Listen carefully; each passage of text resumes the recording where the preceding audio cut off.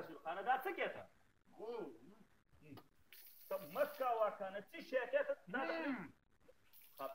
یا خدایه پاکه